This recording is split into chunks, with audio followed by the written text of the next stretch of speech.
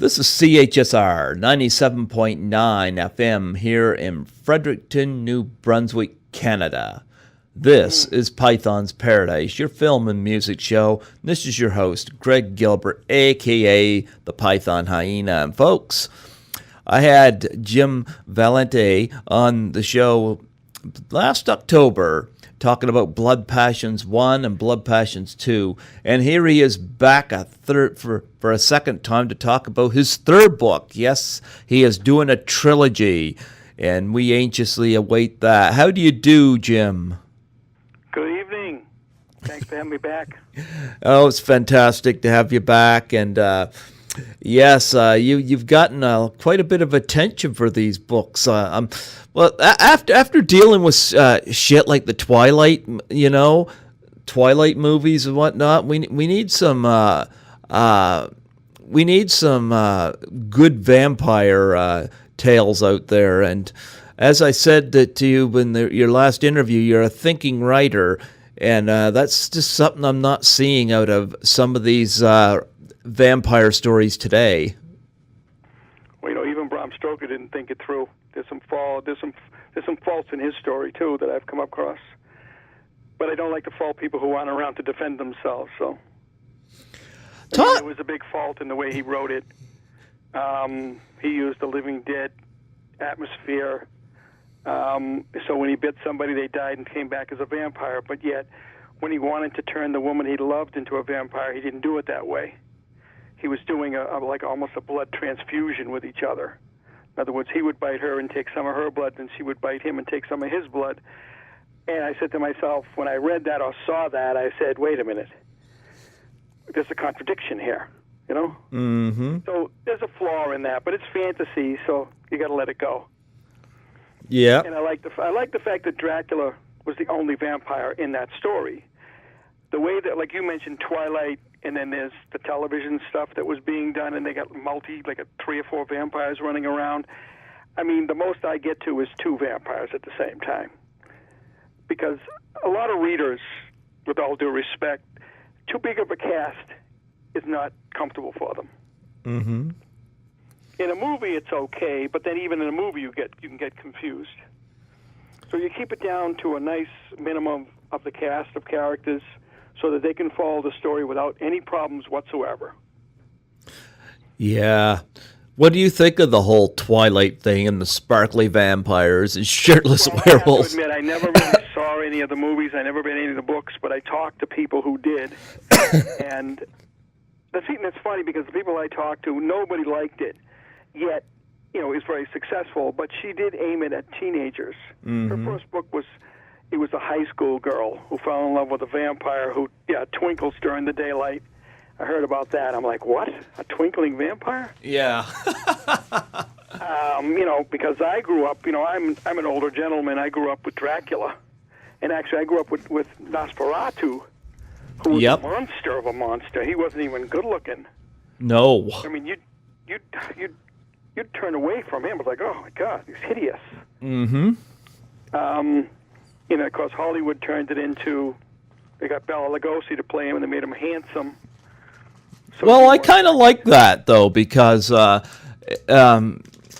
always saw the vampires being somewhat seductive, the way they have to lure you in, So I think in a way, that's the hypnotic power they have. Yeah, and I think that worked for Bela Lugosi playing Dracula. I gotta say I favored Todd Browning's film. Well, as far as Dracula films, my favorite is with Frank Langella in the 80s. Oh yeah? And he did the whole thing without fangs. What? People swear they saw him with fangs. He admitted, I didn't wear fangs through that whole performance. What about Peter Cushing? They saw him with fangs. And if you look at the movie carefully, he's not wearing fangs. I was going to say, what about Christopher Lee playing Dracula? About the Hammer film stuff? Mm-hmm. It was good, but some of it was a little hokey. They went for more of a campy situation. Okay. But the Langella stuff, that when he did that was awesome. That was so serious, and they mixed things up a little bit. I mean, for copyright reasons, sometimes they'll change the story a bit. or if, let's put it this way, Tarzan's a good example. Edgar Rice Burroughs let them use Tarzan, but he didn't let them use his books. Mm-hmm. So what they did was they read the books. They couldn't use the story verbatim, so they took little bits and pieces out of his stories and made a movie or two. And so that confused a lot of people. They read the books, saw the movie, they said, this is not the Tarzan in the books. Well, that's because he didn't sell them the books. He sold them the character. He rented them the character. He said, you can use my Tarzan for a jungle story. You can't use my books. You can't use my stories. And now you can only do it for a certain amount of time. I read all about that. And you talk about success. Even though he didn't sell them the books to do, just the character, the success was still phenomenal. My favorite vampire film is Fright Night. I like Chris Sarandon. I always like Fright Night. It's got beautiful music to it. I loved how it played, exposed all those vampire cliches we see in all the movies, and it played that up. I like Fright Night a lot, Did you like Fright Night? I wasn't too crazy about it. As far as vampires, I loved Barnabas Collins. Okay. He was the classic vampire. He was Dracula. And he was the classic vampire. Now, the only thing he had was when he needed to feed, his fangs would elongate and then retract when he was done. His eyes didn't change color. Nobody knew he was a vampire. He only had one flaw. And Dan Curtis made a big mistake by giving him that flaw of not being able to see his reflection in the mirror. But he needed that because he had to get caught by somebody. Somebody noticed he didn't have a reflection in the mirror. So then I guess he was a vampire. But then again, I was telling someone this the other night, I watched an interview with him. I read some stuff about it because I did a lot of research before I started writing this stuff. When he did the movie Dark Shadows, which was a little more graphic than the television show, there was a scene where a guy was being chased by a female vampire. Mm-hmm. Now, his vampires weren't supposed to show their reflection in reflective surfaces. And this guy's being chased by this female vampire, and he trips and falls, and he has a vial of holy water in his hand, and it spills into a puddle of water. And he's laying there with the puddle of water, like his face is looking into the puddle of water, and from behind him he sees the reflection of the female vampire. Now, a critic caught him on that and said, wait a minute. You got a mistake here. You show a reflection of a vampire. He says, and this is the way he got out of it. He said, well, what happened there was the holy water went into the puddle of water, and that's the only way you can see the reflection because it's holy water. Okay. So they said, okay. They accepted that explanation, and that was it. But then again, Greg, it's fiction. Mm-hmm. How can you criticize fiction? Yeah. It's like criticizing Star Wars. How can you have a lightsaber? How does the light stop? Because, when you put a flashlight and the light goes on forever, it just doesn't stop. And people criticize that. I mean, people love to find things to criticize. Let's put it that way. Yeah. Are you a fan of the werewolf genre? I got tired. The werewolf thing was done too much for me. It was, it was done. Originally, it was great. The movie I like about werewolves is called Wolf with Michelle Pfeiffer and Jack Nicholson. That was a great werewolf movie. I like the American Werewolf in London and The Howling. They're two of my favorites. The Howling was very graphic, very horror written. Werewolf in London, America, and that was more. I thought that was more of a comedy situation. Mm-hmm. There was a lot of funny stuff in that. Mm-hmm. But the movie Wolf with Nicholson and Pfeiffer, and she never looked so good. She looked fantastic in that film. Mm-hmm. So looking at her was great. And then he's a great actor. He pulled that off terrifically. That's my favorite werewolf movie. The other one's like Teen Wolf. They did a series on television, Teen Wolf. They did 2 movies with Teen Wolf. I kind of like, this is too much. They just overdid it, Well, it was... Wolf, they got a teenage wolf man playing basketball. I'm like, come on, they made it ridiculous. It's like what they did with Batman in the 60s, Although it was popular for the kids, and some of the adults got a kick out of it, they ruined it because Batman was supposed to be like a dark, foreboding character that went after criminals, and they turned him into this campy idiot. you know? Yeah, finally. That 1966 Batman movie, I never liked it. Oh, it's horrible. And it's funny because people say, yeah, but it doesn't have the budget it does today. Well, they were making James Bond movies back then. Right. So, I mean, if they were making James Bond movies back then and those movies looked great, then why can't they make a Batman movie that looked more than a costume party? They were supposed to, because the history to that was their first choice for Batman was Lyle Wagner. Mm-hmm. And they actually screen tested him for it. And the director and the producer decided to go with a campy situation and aim it more at kids, children. Because I guess at that time, the 60s, there was more children watching TV than adults were. Yeah. I mean, they look at they look at the audience and they say, okay, if these kids are going to watch this, we got to gear it toward the kids.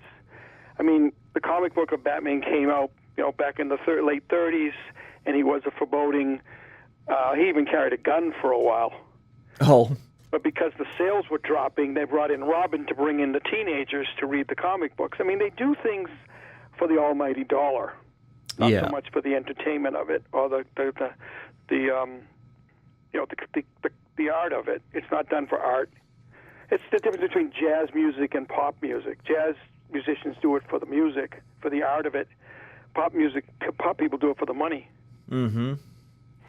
So there's a big difference right there. Yeah, the Batman thing. It's fun to watch. It's fun to see these other stars play the villains. I mean, Burgess Meredith was a great Penguin. Fred Gorshin was a great Riddler. I mean, Cesar Romero was a great Riddler, Joker. I mean, it's fun to watch them. You get a laugh out of it. But the movies with Christian Bale were made perfectly. They were perfect. Yeah. Absolutely, yeah. They brought back the original Batman, what he should be, what he was supposed to be, and they never brought in Robin, so they went clearly at the adult audience. Yeah. Now, I myself, when it comes to the audience of entertainment, whether it's reading or watching or whatever, now, getting back to Twilight a little bit, she went for the teenage audience, which was her big mistake, because by book 3, when she brought in sex, mothers were like pulling the books away from their daughters. Yeah. So it was kind of like that's where it was going to end. She wasn't going to go a little bit further than that. But Hollywood had to get as much money as they could out of it, so they turned book 3 into 2 movies instead of 1.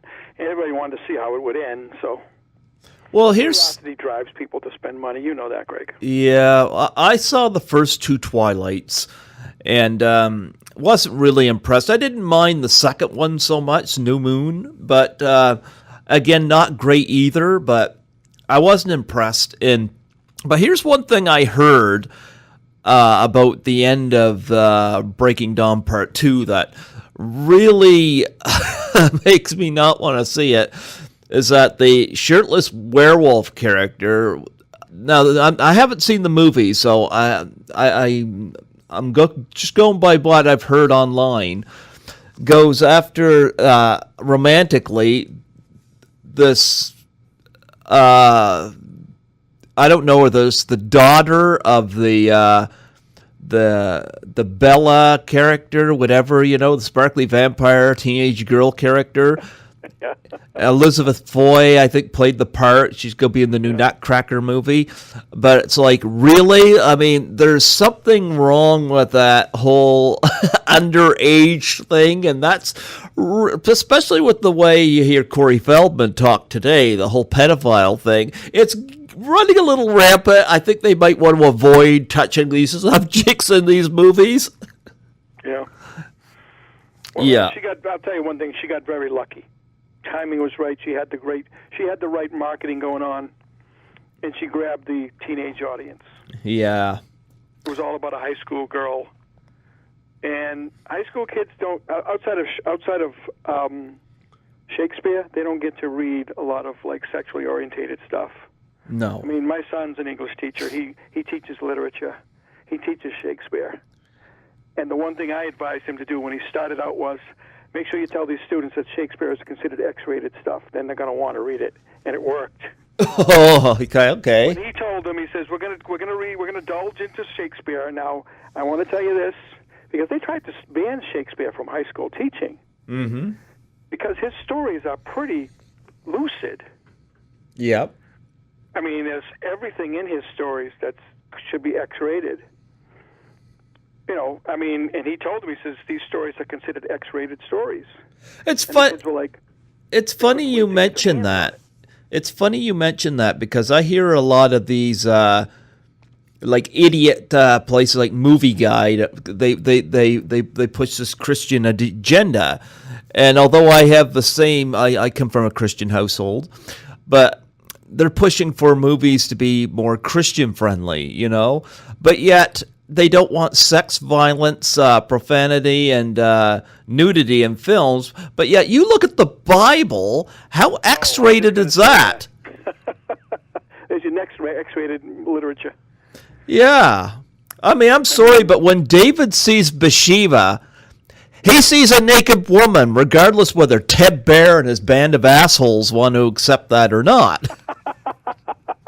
Very good. Yeah. But, you know, the big question in anybody's mind when they start reading the Bible or learn about the Bible is, okay, Adam and Eve were created. Mm-hmm. Adam and Eve had 2 sons. Mm-hmm. Where did they get wives? Where did the wives come from? That's never been answered. I mean, they just left that out. It's like there's too much missing from the Bible to really understand it fully. Yeah. So you talk about incest, you know. So maybe Adam and Eve had 2 daughters, and the 2 daughters and the 2 sons got together. So now you're talking about incest, which is frowned upon big time. Yep. So the Bible is to try to clean up the Bible is kind of ridiculous. That's ridiculous. Just tell it like it is, you know. Let people judge for themselves. Yeah. The Bible is X-rated. Shakespeare is X-rated stuff. I mean, he's got everything in there. All his stories, he touches on it. And don't forget, he was writing and performing to a male audience. There were no females involved in the audience or the performances. Females were played by men. Oh, gee. Yeah. So he had freedom there, you know. In other words, he was writing to adult males. That was it. Yeah. And, you know, my son considers Shakespeare to be the most greatest writer ever to live. Mm-hmm. Because actually, he actually created the stories that we now listen to and read. I mean, in everything you read or listen to, you'll find a little bit of Shakespeare in there. Yeah. Yeah, now you got your 3rd book, Blood Passions 3. Now, just to It's about to be published, yep. Yeah, let's get people up to speed here. Give us a little brief history here. Talk a little bit about Blood Passions 1 here, briefly, and then Blood Passions 2. It's about a male vampire who, unfortunately, becomes a vampire, not of his own doing. He falls. It's like a guy who just is going along in his lifetime, and something tragic happens to him, and he has to try to live with it, which is the human condition. Mm-hmm. And that's in my mind from the show, the Alfred Hitchcock stuff. He always had a regular guy falling into a problem that he had to solve or take care of. So it was a big challenge. Mm-hmm. So the basic of the story is, this is the way I do it. Book 1 is a compilation of Jekyll and Hyde, Psycho, and Beauty and the Beast. Oh, okay. That's what it's all about. It begins as a Jekyll and Hyde story. It ends up more of a psychopath type of thing, but then it ends up, at the very end, he ends up as a Beauty and Beast situation. Oh, okay. Because I brought in the fact that love is a weakness, which it is, to a lot of us. Yeah. It makes us do stupid things. There's a lot of people in jail because of love, or lust, whatever you want to call it.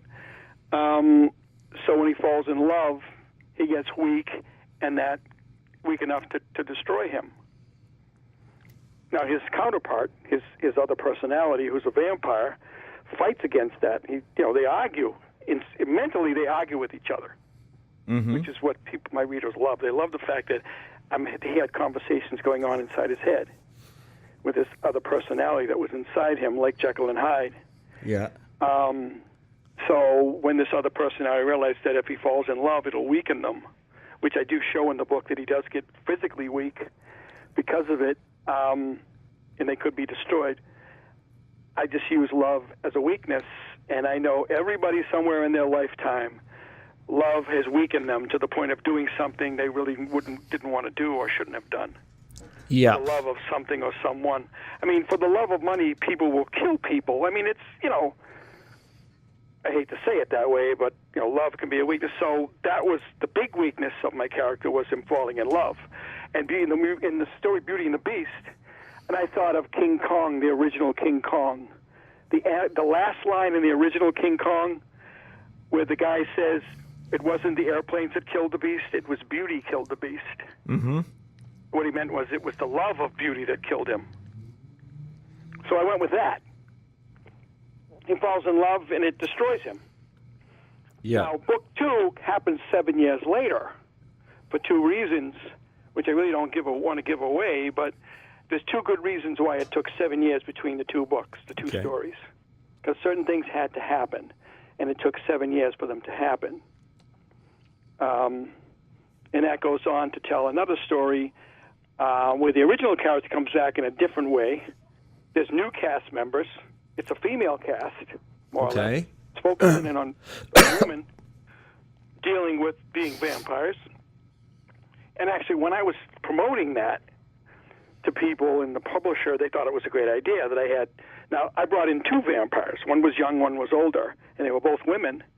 And they were, of course, going to have they were going to fight each other because, for rule over the territory. Nobody wants to share their meals. So. No. So they had confrontations. There's at least 3 confrontations, and the last one was the final confrontation. And the winner of that goes on to book 3. So book 3 kind of rounds it all out, but then also at the end of book 3, there's a prequel novella, 3 chapters, that takes you back to the beginning of book 1. Okay. It opens up, like it just, I don't explain how certain things happen at the beginning. It's always a question.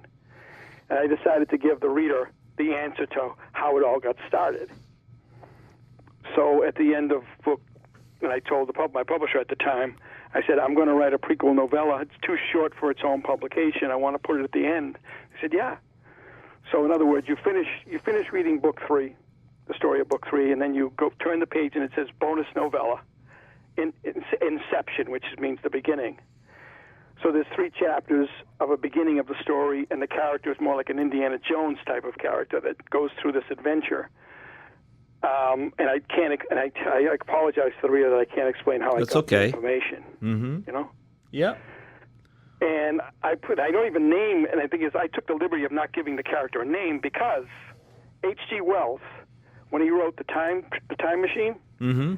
there is no name for the time traveler in those books. He never gave the guy a name. Hollywood named him on both the movies they did. Yeah.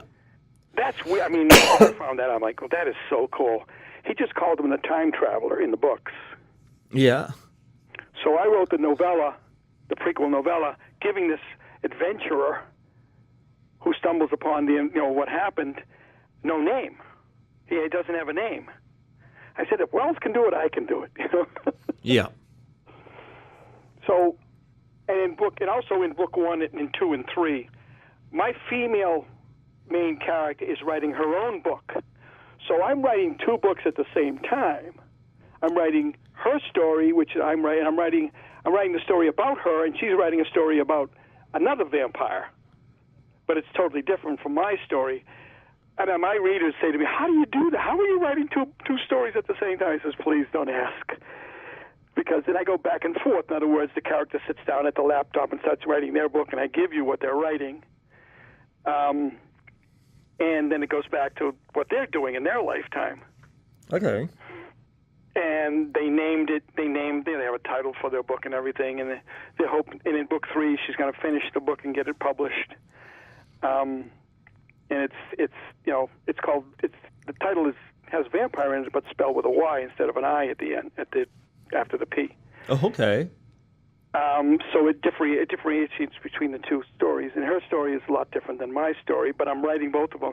That's what's really got me nuts, Greg. I mean, her story's different than my story, but they're both my story. Mm-hmm. You get me? Yep.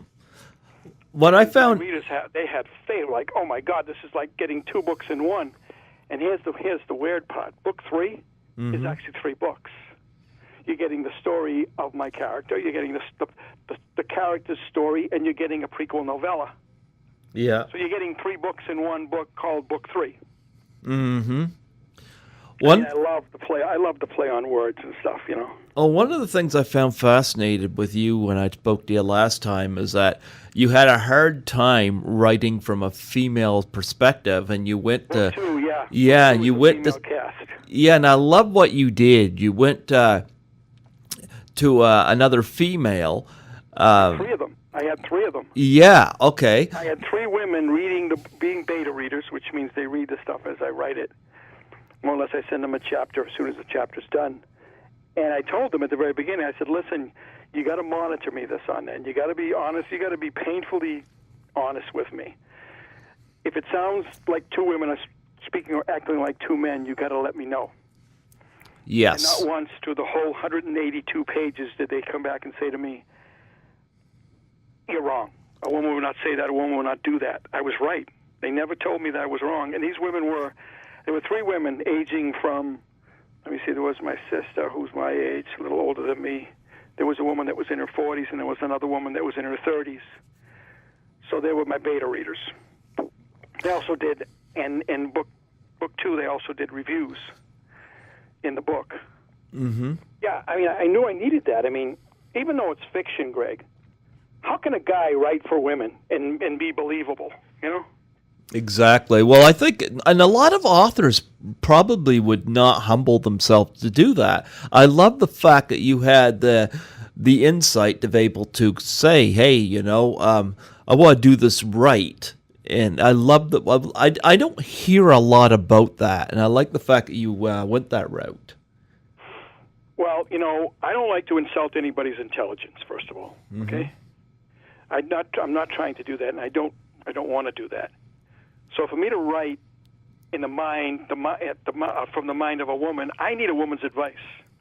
I need a woman to keep me on track and monitor my writing, and to say to me, I mean, all they kept saying, after the chapter, they'd read the chapter, they get back to me, whether it was email or telephone, and I said, what do you think? I was great. There was interaction. There was a young girl and her mother. Now there's five women. There's a young girl. Starts out, she's 7 years old. The book ends when she's 19, and she's dealing with her mother. Now I took that. Most of that came from my own experience of having a girlfriend who had a teenage daughter. Okay. And watching them interact with each other. Okay. Mm-hmm. Because there's a lot of interaction there. There's a lot of controversy. There's even some fighting. So I remembered all that, and I said, okay, so when I wrote scenes of the teenage girl and her mother, I thought about that in my lifetime. And then I used to talk to women a lot. I mean, I had women friends, which is valuable because you get to hear them talk, and they open up to you. There's no romantic involvement, so you're just like another women, I've gone to lunch with 3 or 4 women, and they just start talking like I'm just one of the women, Mm-hmm. And I'd have to say, hey, girls, they go, listen, you hear it, you're going to have to hear it. Okay, go ahead. And you'd be surprised how women talk, candidly. They're not watching what they're saying. They're looking at me like I'm just another one of the group. Yeah. So I gained a lot from that, the insight of women and how they think and feel and how they react. And I drew on all that. Plus, my beta readers were helping me, too. It's interesting you say that because I had an experience last year that sounded like that. I went to Horrorama in Toronto, and I was the guest of an actress I've had on my show a couple times. And anyway, she became my Toronto culture. Anyway, she received an invitation by a bunch of friends that she grew up with, like people that she knew when she was in high school. And she was supposed to spend some time with me, hanging out, seeing the sights and whatnot. And she was debating what to do about this because, she hadn't seen these friends in a while. And her son says to her, why don't you take Greg along? So I told her, I said, look, if you get the rental car, I'll put gas in it, and we could do this. It'd be a good little road trip. It wasn't that far, but still. I went with her to this, and we got chatting and got to know each other and whatnot. But She had no idea whether she could take a guest, let alone a male guest. So anyway, I was trudging along because she wasn't sure what to do with me at the time, where the plan originally was for us to hang out and see some Toronto. But anyway, I went with her to this, and the moment I showed up at the restaurant with her, all these older women sitting at this table, and she says, "Folks, ladies, I brought a friend with me," and they all looked at me and they all go, "She brought a stripper." Yeah. That's a compliment to you. It was a compliment. I sat down with them, and I bought my actress friend her meal. Because she was driving and whatnot, so I paid for a meal. But I sat down. I never felt out of place. They asked me questions. They never made me feel left out, and I had a blast. And it was a fun experience. And I remember as we were heading back. Things you never thought you'd hear come out of the mouth of a woman, right? Oh yeah. Not at least in front of a man. Yeah. But you know what? I mean, I thanked her for it. I said, "Thanks for inviting me along to this," And we still ended up seeing some Toronto, in the issuing days, because I stayed in Toronto for that week. So, and I knew when I was there, I was invited by her, so I wanted to hang out whatever time she had free to do so. So that was you had a great experience because it's like stuck in your mind. I mean, it's branded into your head. Yeah, but that trip there was. I mean, it was very entertaining. I take it, right? Oh yeah. Well, that trip there was unexpected. It just kind of came up. And those are the best ones. Yep. And she didn't want to blow me off, but it was her son that suggested she take me. So I was like, "Oh, okay." Good for him. So good for him. Yep. So it was a blast. I had fun doing that. So it kind of put me in mind of what you were saying there, sitting amongst women and hearing them talk, because I had a similar situation like that, Well, if they get comfortable enough with you, they just open up, and they're actually not talking to you. They're talking to their girlfriends, but you just happen to be there hearing it, and they don't pull back on the conversation because a man's sitting here. They just kind of open up, and once you open up that can of worms, you can't close it up again. Well, they asked. A lot of things they say are hilarious. I mean, they compare notes about. I mean, it's crazy. You think guys talk about things? Women are worse. I say, well, for lack of a better word, they're not worse, but they're more open. Yeah. Because women are accepted to show their emotions without having a problem than men are. Yeah. Well, it was a great experience for me, and like I said, I never felt left out or anything, and that was a wonderful experience. But that's what put me in mind of when you mentioned that. Yeah. I remember going to lunch with female friends. Let's put it that way. We weren't girlfriends; they were female friends. And they would ask me they'd come to me for advice about their male situations. Their boyfriend did this, did that. What do you think I should do about it? I mean, and they asked me for advice like I was their brother. And then they get into the intimate stuff. I says, "Do I have to hear this?" They go, "Yeah, you have to hear it." Okay, go ahead. So I take that all into my brain. It's in the file banks, the data banks. So when it came to writing the second book, I was reluctant because I'm saying, okay, I've created, if I go on from book one, I have to have a female base here. There's a couple of males in it, but they're in the background. There's one that plays an intricate part, but then he disappears pretty quickly. I mean, I needed a male for that part, but then he's out of the story right away. So he's in it, he does something pretty stupid, which helps the story get going, and then he's gone. So he has an important minor part. Let's put it that way. Yeah. The other male is just there because I need to have someone be somebody's husband. So I mean, it's without the men, it would have worked. I could have had somebody else do what they did, but I mean, the men are not that they're not that big in it. They don't have big parts. It's the females. There's 5 main females, aging from age 7 at the beginning to age late 60s. Oh, yeah. So I'm writing for women, kids, and I remember how kids act, Yeah. Kids don't, even little girls, okay, it's a little girl at 7 years old. She doesn't mind getting her hands dirty. And her mother reprimands her, go in and wash your hands, Yep. Look at you, you're a mess. Go in there and get washed up. I've seen that happen. Yeah. My experience with, I don't have a daughter, but I've known people that do have daughters, and I've spent time around young girls as an adult, and I've watched them. I observe more than anything else. My interaction is just to watch them do what they do. That's it. And I've seen little girls play with trucks like little boys play with trucks. It's kind of astounding that I always thought little girls would run a doll over a truck, but that's not always the case. No. So I'm writing for a 7-year-old girl for a little while in the story, and she's doing things that, 7-year-old girls do. Yeah. When they're coming down the stairs, they kind of hop down the stairway. I even put that in there. She comes hopping down the stairway because that's what kids do.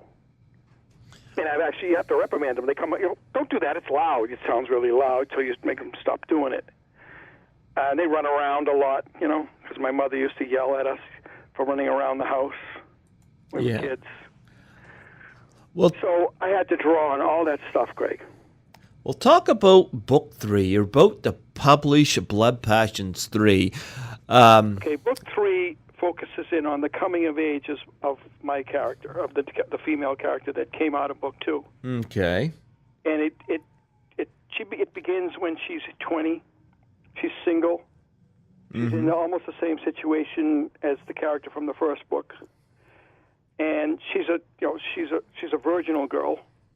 Okay. And I had to give her a kind of a beginning of a sexual life. So I bring in a new character of a gentleman that I know who lives in Alabama.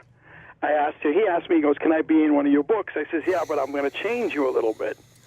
What do you mean? I says, well, I got to make you younger, and I got to give you a different lifestyle. But I always think of you when I'm writing a character.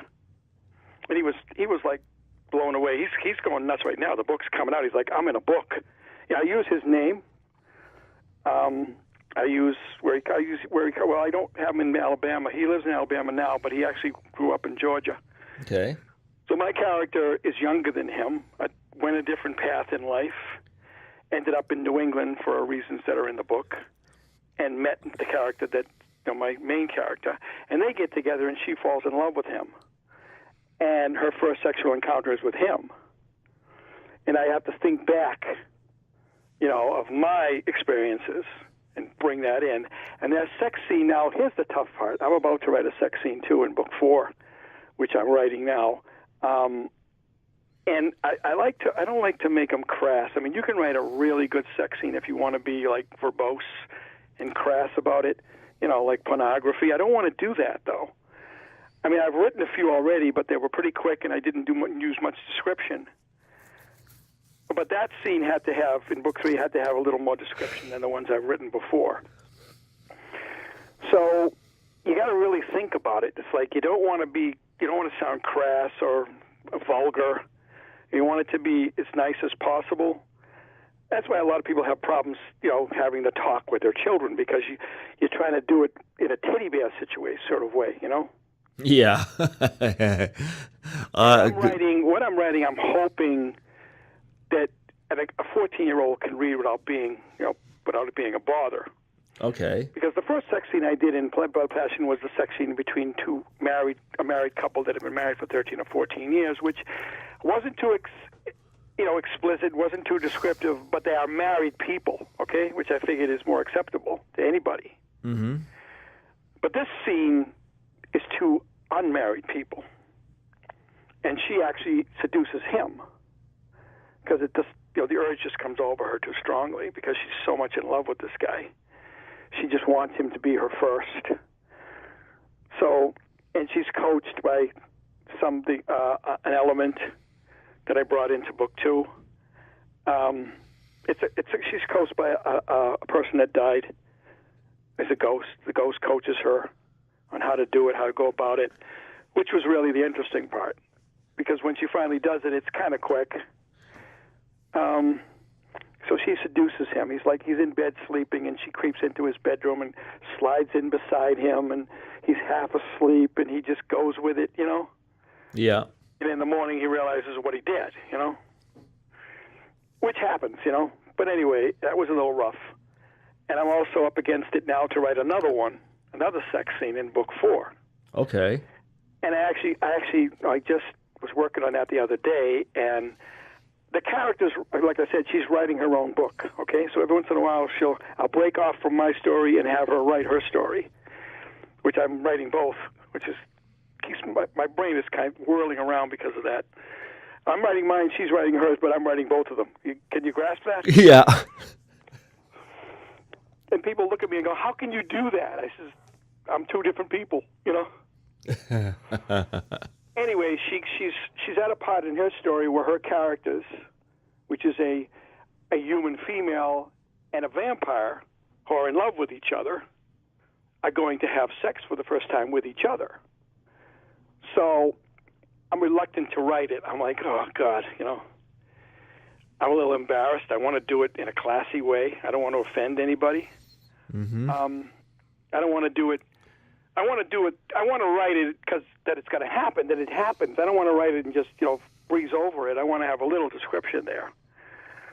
So she's in the midst of getting herself ready to more or less seduce him. And he's sitting in the room that they're living in, and he's in his bathrobe, and she tells him to, he's beginning to get dressed. This is book 4. And she says, stop what you're doing. I'll be right out. She goes into the bathroom. So she goes in the bathroom to prep herself for what's coming. And then I said to myself, I'm going to stop it there. I'm going to have her. So what happens is this character, who is the character that in book 3 was in love with the guy, and she had her first experience with him, and they broke up because she wanted to protect him from her. Okay. She's a vampire. So she came up with a lame excuse to make him leave. And she was in love with him. So, but in book 4, he's going to find out the truth. They're going to come up against each other again, but not get back together, because by then he's married to somebody else, which is what happened to the real character that I'm using. I'm using his life. Let's put that. Little bits and pieces of his life are in the story, and he's amazed when I tell him. He goes, "That's what." He says, "That really happened." I said, "I know. That's where I got it from." And he's loving it. He's like, "Oh my God, I can't wait for the book to come out." And the woman he married is in the book, and I'm using their names, and they love it. Ah. Their description, their name, but their lives are a little different. Okay. They're both younger than what they are right now, and their life went off in just a little bit of a different direction.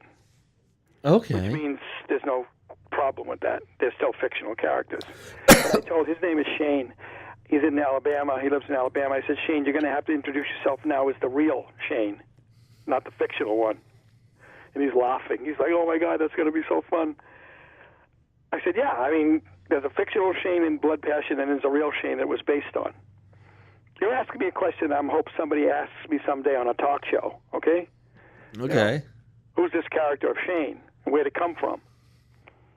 And I'll explain it to them, that it's a friend of mine who got into my books, and we became friends. Mm-hmm.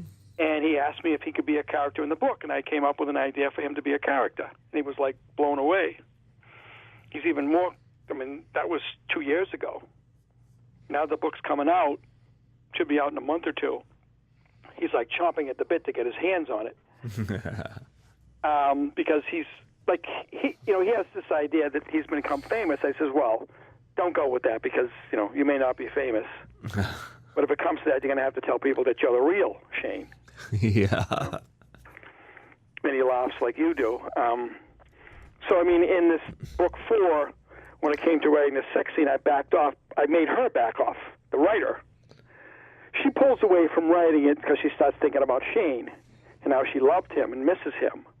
And writing this scene is bringing out remembrance of all that, so she has to stop writing. She kind of gets all emotional about it. So she pulls away from it, closes her laptop.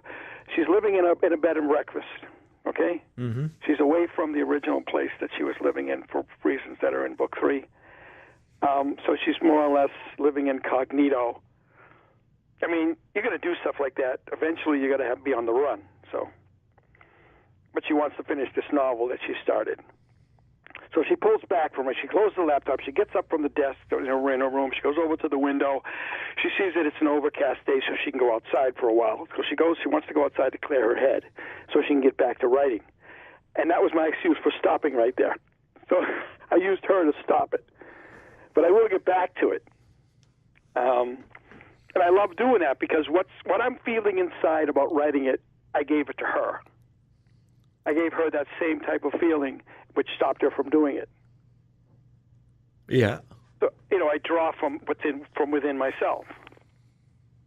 Because I said to myself, I'm thinking, okay, if I don't really want to write the scene, but I know I'm going to eventually, I'm going to have her not want to write it for her own reasons. I have it for my reasons, she has for hers. I mean, that was way back at the beginning of book one. What Michael was going through in book one, a lot of things he was going through, I was going through too. He starts to write with his laptop. The laptop died, which happened to me. I had to go get a new laptop, but I had to wait another day. Yeah. So when you're thinking up adventures that someone's going to have and situations, you think about yourself.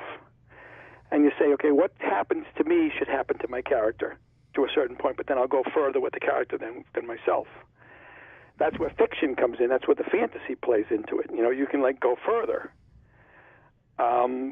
Because Michael starts to write his own book, which you never get to see because he switches over to writing his memoirs after he unfortunately becomes a vampire. He figures his vampire memoirs would be a lot more interesting than the book he was thinking of writing. So he's starting to write a book because he's the idle rich, let's put it that way. Nothing much to do, doesn't need to work. He's pretty well set up by the inheritance from his grandfather. So he sits down one late evening and he starts to write it. And he can't think of a good idea right away, so he closes the laptop. This is what happened to me. I closes the laptop, goes to make a cup of coffee, comes back, opens the laptop, and it won't come up. And he tries everything like I did. So what happened was there was a problem with the hard drive. Something got corrupt inside, and it just wouldn't open. So I went and got a new laptop like a day later and then started writing again. With him, I used that to make him go up into the attic, which is the place where he had the misfortune of encountering the thing that made him a vampire. Okay. But I also needed a reason for him to go up into the attic. His reason to go up there is because, first of all, like me, his handwriting is terrible. And even if I write something today, tomorrow I can't even read it because I'm like, what does that say? I've always been that way. I've had bad handwriting my whole life, no matter how much I try. So, first of all, his handwriting's so terrible, so he can't really use pencil and paper to write a story. So he's sitting there with a laptop that won't work, and he's got an idea for a great book, he thinks. And then he thinks to himself, now this is his grandfather's house. He spent a lot of time with his granddad. And his granddad, being old school, would use a typewriter and keep it up in the attic. So he decides to go up to the attic to get the typewriter and use that, but in the meantime. So this is the reason why he goes up to the attic. And it's a full-blown attic where you walk up a set of stairs and it's like another room of the house. Yeah. But it's the length and breadth of the house, one big room. So he goes up there to get the light typewriter so he can write what is in his mind. But then he has an encounter with this element. And actually, it's not hard to get into that because on Amazon, if you look up Jim Valente's Blood Passion on Amazon, you can click on the cover and read what I'm telling you. Okay? It's interesting you mentioned. By chapter 2, he's a vampire.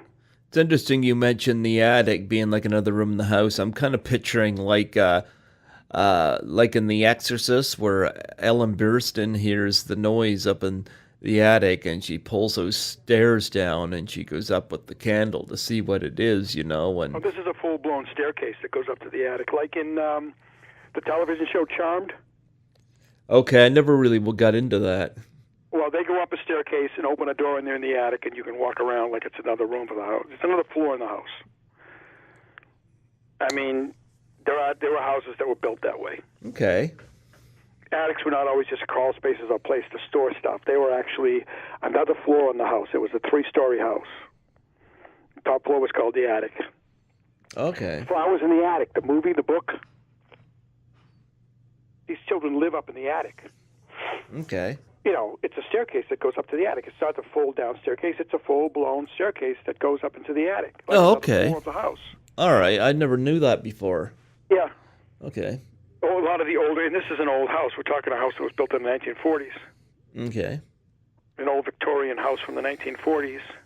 and they had full-blown attics because they wanted as much room as possible. So the attic is where all the action really happens in the stories, except for book 4, but she's not in that house anymore. She leaves that house. Because something in the storyline, something takes place what forces her to leave. All right. They're closing, let's put it this way, the authorities are closing in on her. Okay. So she takes off before they can catch her. All right. And then book 4 starts. How many books are you going to do for this series? I don't know yet. I'll tell you, the people that are reading my stuff that I'm in contact with, they want me to keep going and going and going. Okay? Well, if you have the ideas, go for it. Well, the thing is I have to change it up because, like we talked about the werewolf thing and how they just did it too much. Mm-hmm. What I want to do is I want to switch from the vampires to a vampire hunter. Okay. Or a hunter of the supernatural. Then I can stop bringing in other kinds of supernatural elements. I can, have more freedom that way. Yep. I get away from the vampires and focus. I've already created the vampire hunter in book 4. That's a female, am I right? It's a female vampire hunter, yeah. Yeah. And, her and my vampire are going to have a final confrontation. And I'm thinking in my mind is they both are driving motorcycles, and there's a chase scene through New York City. It ends up in Central Park, and they have their final confrontation in Central Park. Oh, perfect. Which also comes from the movie Wolf. They use Central Park in the movie Wolf with Jack Nicholson. He went ramping through the Central Park. It was all done in New York. So all these visions come back to my head, using Central Park as a scene location, any park like that in a big city. And then they're both having motorcycles. I mean, you can't chase somebody through New York City in a car. It's not going to happen. I've driven in New York City. It's impossible.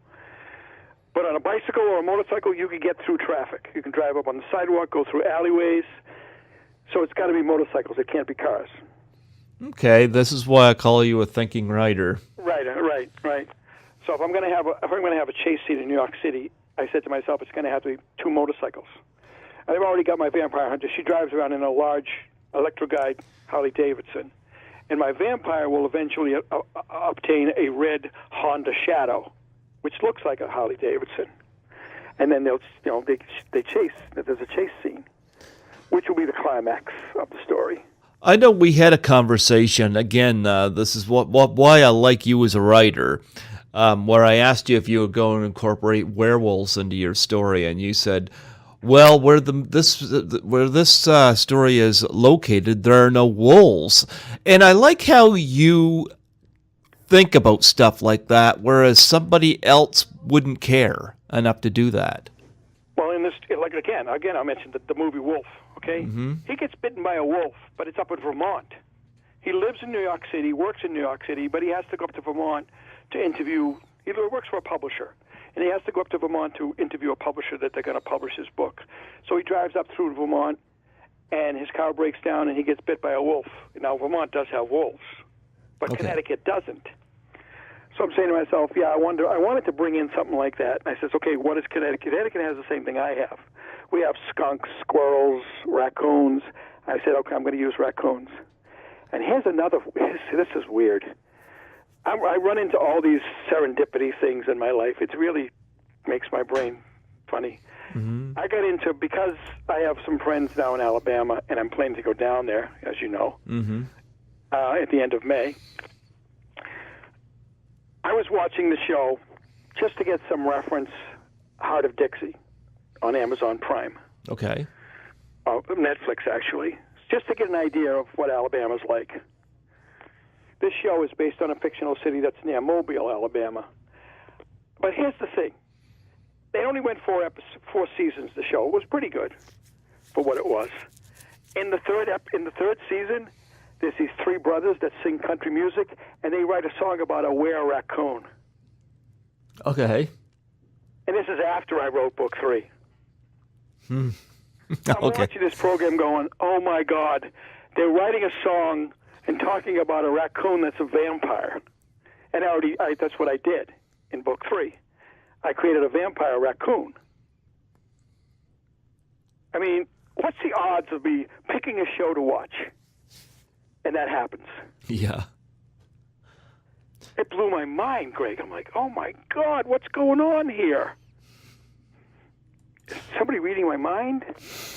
You can't read, really, you can't read book 3 because it's not published yet. I mean, the only people that are reading it were the people that were beta reading it for me, so they know about it. So they couldn't have got the idea from me.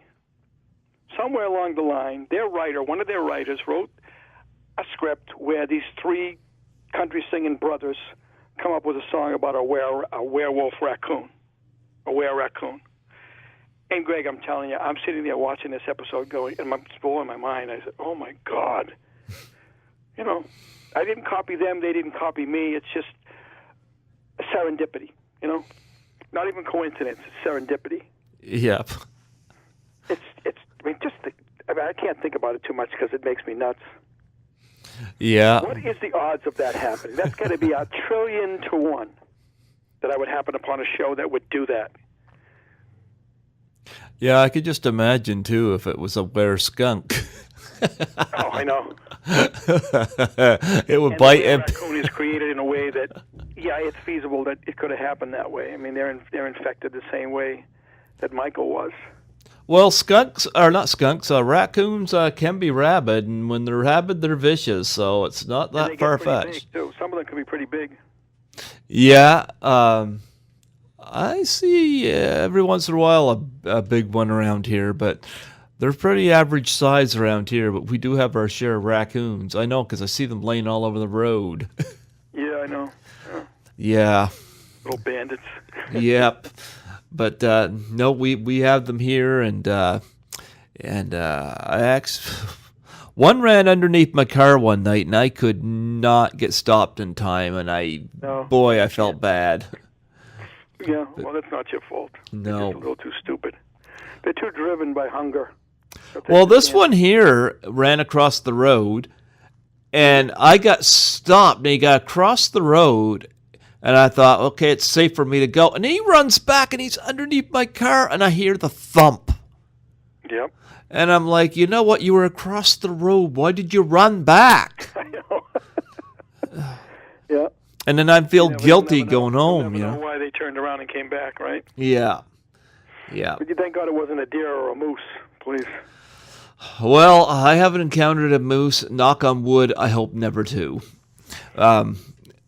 Deer, a large, a real large animal like that, an elk. Well, we don't have elk here, but kill you. So. But a deer I've hit 3 times with my original car, my first car, and no damage done to me. But survived after hitting a deer? Huh? I've heard people get killed by hitting because they hit a deer. Well, I've hit does. Okay. But no, a lot of times what happens, they run and you don't have time to stop, and their hindquarters or something hits your fender or something like that. But I drive extra slow going home at nights because I live out in the boonies, so we got deer all over the place. I've actually been pulled over by cops twice for driving too slow. But of course, when I tell them why, they're pretty lenient. They just leave it be. They understand. Ridiculous to even stop you. I'm actually surprised I got stopped for driving too slow, because it's not like I was holding traffic up. But maybe they thought there was something suspicious. But if I drive the speed limit at night, I don't have time to stop if something just juts out in front of me. And deer, they will do it. Now, thankfully, a lot of times what I find with deer, they'll stand there and they'll watch you drive by because they're used to seeing the traffic. So, Are there signs that say deer crossing? No, but going from Fredericton to St. John, there's signs of moose crossing. There's signs up for moose. I mean, that justifies you driving slowly right there. Yeah. If there's a sign that says deer crossing, people crossing, you should slow down. Yeah. So why would they stop you if there's signs that say, more or less, that sign says slow down, okay? Yeah, but there was no sign where I was driving, But again, it was late at night. There was nobody behind me until the cop came, But I didn't get ticketed or anything, I just told him. He was just bored. Yeah, I just told him this is why I'm driving slow. This is, So Like, if I had got ticketed for that, I would have fought it because. Yeah, big time. That's ridiculous. Yeah. If you're on the highway and you're blocking traffic or could cause a problem, yeah, but not on a. You sound like you're on like a deserted road, kind of desolate. It's a highway road, but it was late at night. There was no traffic. Yeah, so it's kind of desolate. There's not a lot of traffic. Yeah. Yeah. So he just left you alone and said he's just being cautious. Let him go. You know. Yep. Well, that's what he did. He knew I was just being cautious, and that was it. Yeah. But yeah, let's talk a little bit about our mutual friend Sky Lisa Johnson, who I've had on the show. Johnson, yeah, she's awesome. Yeah, I got playing a vampire hunter. I got a funny story to share. I interviewed her a year ago, April. In fact, her interview's about to celebrate its 1-year anniversary on here, and yeah, and I'm still in touch with Sky, and who at the time went by Lisa Johnson, but I guess it's in there anyway. But nonetheless, her interview went up on my YouTube channel on Christmas Day, and I sent her a message about it, and she was quite happy about it. And I noticed a comment that came on there. It's now gone, but there was her son did that. Her son, yeah, it said this is the dumbest shit I ever heard, and I thought somebody was. Son was just busting her ass. I thought somebody was trolling me, and I called her. I guess her son put that on there to rib her. I thought that was so funny. I thought that was so freaking funny, but it told me the kind of relationship she has with her son. Yeah, she's an easygoing lady. She's a Southern belle. Oh yeah. She's from Elba, Alabama, hoping to move soon to Enterprise. Oh yeah. And she's actually she was supposed to go to a table read on Sunday for another episode of what she's going to be in, which is sort of under a gag order. Yeah. I can't give you character names, but she is playing a vampire hunter in this. Oh. She didn't make it to the table because she wasn't feeling well. She had a stomach virus. So they're supposed to start filming in about a month, so she has to go down to Florida to film the episode she's going to be in. This is the second time she'll be in the series. Oh, perfect. And she sort of gave me the idea of a female hunter, vampire hunter. Or I actually call her a supernatural hunter. She hunts anything supernatural, from vampires, werewolves, whatever, anything that's considered. And I made mine an agent of the U.S. Marshals Department. She's a special agent who handles supernatural. Kind of like a Van Helsing kind of character, huh? Yeah. She's a female, but she works for a government authority. Okay. The U.S. Marshals Department, which I did research on that and found. I didn't know it, but the U.S. Marshals Department is located in the Superior Court, the Superior Court building in Washington. But then they have branch offices all over the country. So I did all the research on that. And I said, if she's going to talk to the leader, they call the director, not the chief, like they do in the FBI. Okay. Because if you're going to write something where she's going to talk to the leader of the U.S. Marshal, I have to call him what he's supposed to be called. Not his name, but his title. Mm-hmm. So I went online and looked up U.S. Marshals and found out that they have a director, assistant director, and they're located in the Supreme Court building. Okay. So they're actually agents of the Supreme Court. All right. Mainly dealing with convicts and criminals. But once in a while they get weird cases. Okay? Mm-hmm. So they call her in. She's like a special agent they call in for the strange stuff, which I think is very interesting, And I actually based it on Sky. Yeah. I'd be thrilled to play that. I says, yeah, I know you would. And there's a story. There's a big story behind it too. There's something behind it that's fascinating. She's just not she's not a common everyday human being. Okay, let's put it that way. That's all I want to say because I'm still writing that. And that character comes in right away into book 4. I don't waste time.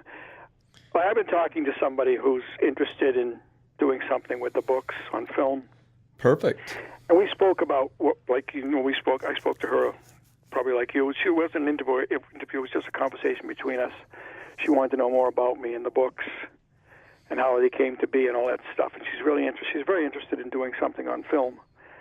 And we were talking for quite a while, and we talked about different people writing vampire stuff. And she said, "How?" She said, "When you write," I says, "Okay, let me tell you. My character in book 1 becomes a vampire in the second chapter." She goes, "Oh, that's awesome." I go, "Why?" She goes, "Because Anne Rice, you got to read 6 chapters before something happens." I said, "Yeah." She goes, first of all, she says, "I don't like Twilight. I'm not crazy about Anne Rice, the way she writes vampires." I said, "Neither was I." So she's like on board big time. She goes, "I like your approach to it. It's different. It's fresh. It's not like anybody else's." Because I don't know if I told you this before, but I mean, before I started writing book 1, I wanted to create a vampire like nobody else had created one. Didn't want another, template of another vampire coming up. So I researched how vampires have been created over the years. Mm-hmm. In the fictional genre, and I got away from all that. Dracula was cursed by God into becoming a vampire and living eternally on killing human beings because he cursed God for letting his wife die. So God just reversed it and said, "Okay, you're going to curse me, I'm going to curse you. This is the way that was supposed to be written." Didn't really happen, but I mean, that's the way he became a vampire. Okay. He was cursed by God, which I didn't care for. I mean, that made God a villain, Yeah. So I said, I'm not gonna have any connection to Dracula whatsoever, except for the same powers and the same abilities and the same situation, condition, where he has to take in blood to survive. But then on the other hand, I'm thinking that he's a drug addict also, because in blood is his drug. But the difference is he needs the blood to survive. Drug addicts don't really need the drug to survive. They can live without it. We're supposed to live without it. But in his condition, he's cursed to the fact where he has to take in human blood to live. So anyway, I researched all the ways they created people. And most of the ways they've created vampires, they're from the lineage of Dracula. They are relatives, distant relatives. Dracula is like their great-great-great-great-great-great-grandfather, Yep. And I didn't want to do that. I didn't want my character to be a relative of Dracula. So I got away from and I created a different way. I actually used a science fiction aspect on how to create him, which is explained in the prequel that it's going to be out in book 3. Okay. The prequel explains how the element that turned him a vampire got created. And it's a science fiction thing, okay? Okay. And it also so the prequel takes in a science fiction aspect, an Indiana Jones type of character, an adventurer, scientist who discovers what's happening, and I just put it down as the fact that he told me about it. I ran into this guy, and he told me about this fascinating story when he was down in Mexico, and I used that to begin the books. Okay. But I didn't give it to the reader. I didn't begin it that way. It began where that was already created, the element was created, and I never explained how or why.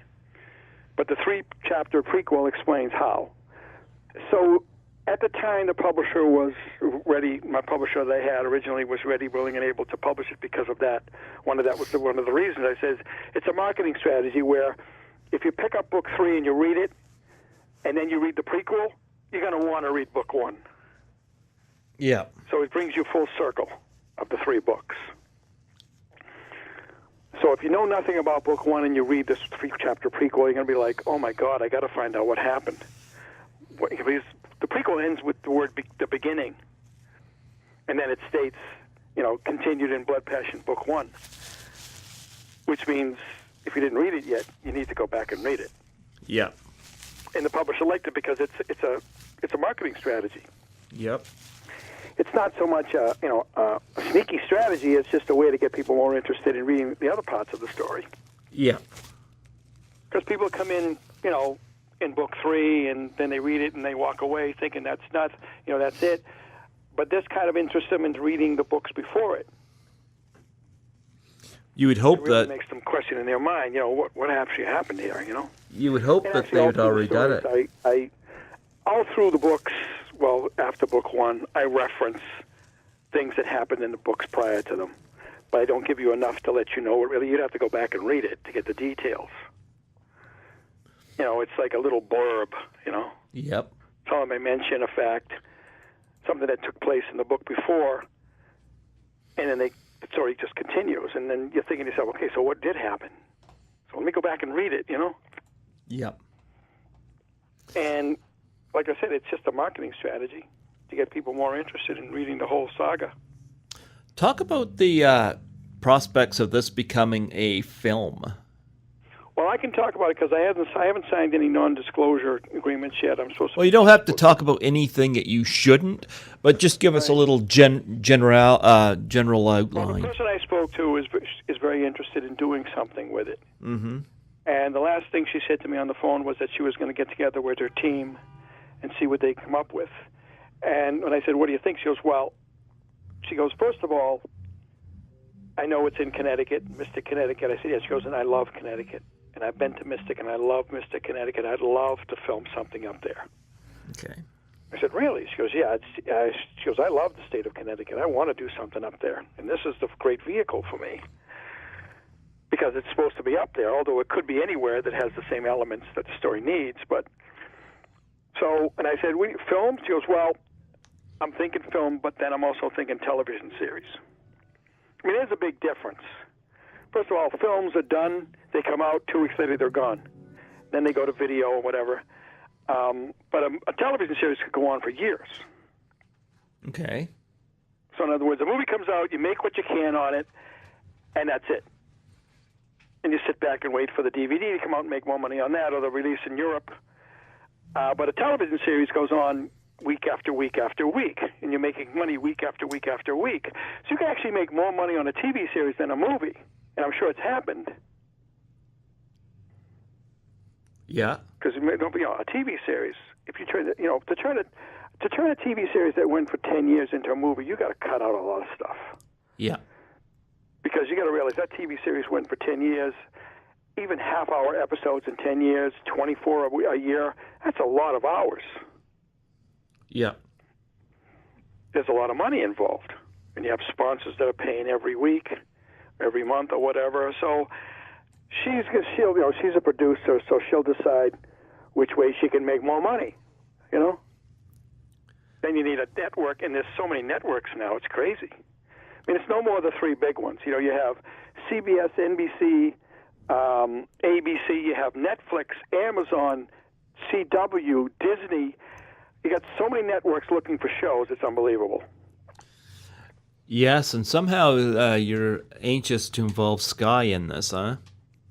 Yeah, she wants to be involved in some way, shape, or form, yeah. And I want it to be. I mean, I was talking to a gentleman who's a friend of mine. He's a producer, and I wasn't sure about how these things would happen. But he told me this. He says, if you own the copyright to these stories, then you are eligible to have a lot of control over how they do them. Okay. So in other words, because I said, listen, I only want control of two things, some control of it, not total control. Partial control of the script writing and partial control of the casting. He says that you should get with no problem because you own the copyright.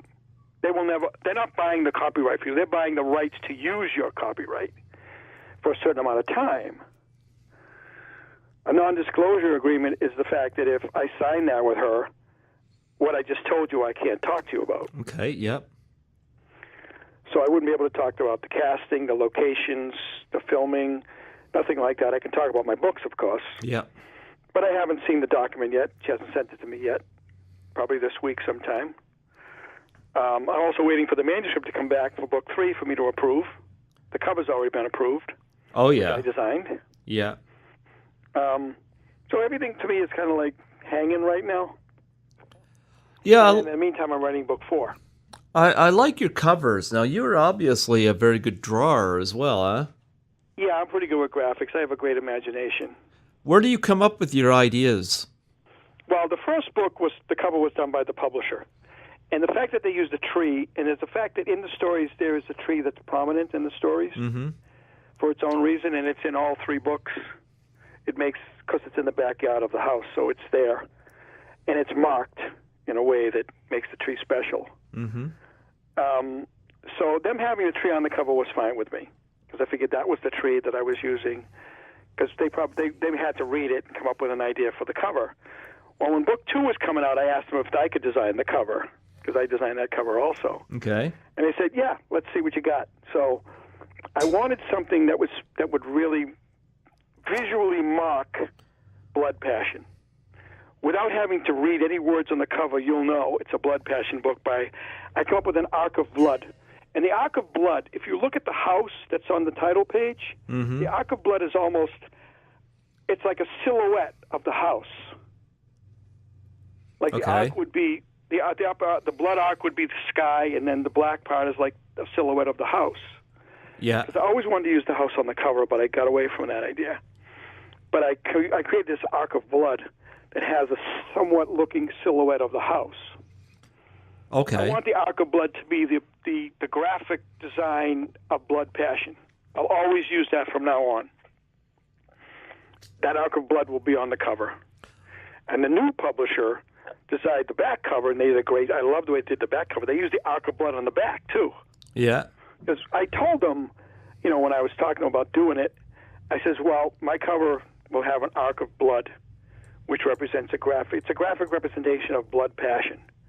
So in other words, you see the book online or anywhere, and you see the Arc of Blood, without even reading the rest of it, you're going to know that's a Blood Passion book by Jim Valente because of that Arc of Blood on the cover. Okay. They said, that's a great idea. I said, yeah. Well, you got to attract the people. You got to attract people to it. And not everybody likes to read too much unless they're going to get into it. But they're browsing through something or the internet or a store, and they see something catches their eye. And if it's instilled in them that the Arc of Blood means something that J.M. Valente wrote, they're going to stop and take a look. Okay. So I'm trying to establish a trademark type of thing, a visual trademark. One of the... And I use silhouettes because you got to pay someone to use their image. One of the images, I know you sent a lot of them to me, and I think one of my favorite... I hope you don't mind. Huh? I hope you don't mind me doing that. That's all right. But I gotta say, one of my favorite images was one that the image was like a circle, and it looked like one of those little snow globe things. Yep. I love that one. That was I think was one of my favorites that you done. Well, you know what happened with that? There's another serendipity situation. Okay, I designed that a while ago because it's more or less for book 1. And it's an upside down graphic. You have the top graphic is normal life, and the bottom graphic is like, messed up life. And then I watched Stranger Things on Netflix. Yeah. And the whole series is based on the fact that you have the normal world and you have the upside down. Okay. And the upside down is the evil world. And I'm saying, oh my God, I designed that. That was my thoughts 2 years ago, to have an upside down world that's evil. Mm-hmm. And they call in that series, I don't know if you've watched it, it's pretty popular. They call the evil world the upside down. Okay. And it's like, I can't claim that they stole that from me, but because it's never been publicized up till recently. So things keep coming at me like I'm on the right track, People are finding success in the ideas that I've come out with that they don't even know I've had. But if I'm on the same thinking path of someone that's finding success with the same way of thinking, then I must be on the right track. Yeah. We're thinking alike, yet we're worlds apart from each other. Absolutely. So if you look at that graphic, you'll see that the underneath of it looks kind of distorted. The tree is there, but it's kind of like really ugly looking. Mm-hmm. And then you look at the top, and it's a regular tree. There's the upside down. The upside down is the evil. Because like Michael is Jekyll and Hyde, so it's the Jekyll and Hyde world. The top is the good, and the bottom is the evil. I know. I think you made mention that you like that graphic. Yeah, I did. Yep, I like that graphic. Yep. And the tree is there. The tree is the foremost, the thing there, because the tree. I think I sent you a graphic of the tree. Oh, you sent me a lot, so. I've seen them, but I know that circle one really stood out to me. But yeah. Yeah, I come up with that. I said this. I thought because I have to, I say to myself, this looks really cool. I think people will like it. And then the tree, which has a name carved in it, I created that graphic, and it actually looks like I did that for. I mean, it took me a while to do that graphic. I found a tree online would fit the bill, and then I used my graphic program to put the name carved into the tree, like it looks like it's actually carved into the tree. Okay. You swear to look at that, you go, oh my God, it looks like a tree that the name got carved into. And Yeah. it's all done with, a graphic program. Okay. And I got a good reaction to that too. It was like, gets people, and people are funny. They ask me, where's this tree? What are you talking about? The tree with that name carved in it is. I says it's not in that. That's it's in my head. Well, how'd you get into a graphic? I said, I use a graphic program. It's like CGI. It's not real, but it looks real. Mm-hmm. And, that blows my mind that people actually think. Well, to the point of Sherlock Holmes. People think Sherlock Holmes really lived. I have to give them that. Yeah. Sherlock Holmes was total fiction, but there are people walking around today that think he really lived. They'll argue with you that Sherlock Holmes was a real person. Yeah. And it's like, I'm not going to argue with you. The guy was fiction. Leave it at that, He was based on real people, lived in a real place, but, it's what I tried to do at Blood Passion. I'm putting a fictional story in the real world. Yeah. Using real locations. But then going off on a fantasy, like an Earth 2 situation, Yeah. Yeah, this is Mystic Connecticut on Earth 2 versus Mystic Connecticut on Earth 1. And it's happening on TV right now. A lot of CW series are using that. The Flash is using an Earth 2, Earth 1 situation. Supergirl lives on Earth 2, not Earth 1. It's going crazy through the superhero world right now. Yeah. It all started back in the 80s. Yeah. Crisis on Infinite Earths. It all started with the idea that some scientists said there are other Earths and other dimensions that exist along beside us. And the comic book genre caught on to that and said, let's create Earth 2, Earth 3, Earth A, Earth B, and we can do crazy things, Absolutely. They have an Earth where Batman's a bad guy, Superman's a bad guy, and the villains are the good guys, so they switch it up. So with that in my mind, all this stuff in my mind, I came up with what I did. So this is a Mystic Connecticut that's not on our Earth. It's on a different Earth that's similar to ours. Yeah. Well, I hope I don't say that in the books. I don't say this is Earth 2, Yeah. Well, I hope you're able to get Sky in the movie, or TV series or whatever this becomes. Well, I think I can guarantee her a tryout. I could probably guarantee her a reading, and if they like her enough, they'll use her. I'm not the money person. I'm not the producer. Okay, Mm-hmm. The executive producer is the person that comes up with the money to do these things, and they more or less have most of the power. The director has the power on set, but the producer has the power over everybody. Yeah. The writer only has limited power, and they would be smart to have me advising, because I'm the one that wrote it, and I know how the scene should actually go. Mm-hmm. In other words, I know how the characters felt and why they reacted the way they did because of what they were thinking or feeling. It doesn't really come through on the page all the time. Well, sometimes, too, writers are fearful about their stuff being given out. I mean, the classic story about Stephen King did not like Stanley Kubrick's version of The Shining, Right. I mean, I liked it fine, but I understand his distaste, it's his book, so I get it. Well, that's because he walked away from it. He took the money and walked away. Yeah. He didn't want any connection to it. He just took the money and said, okay, here it is, do what you want. In other words, gave him free reign. For him to complain, that's his problem, not theirs.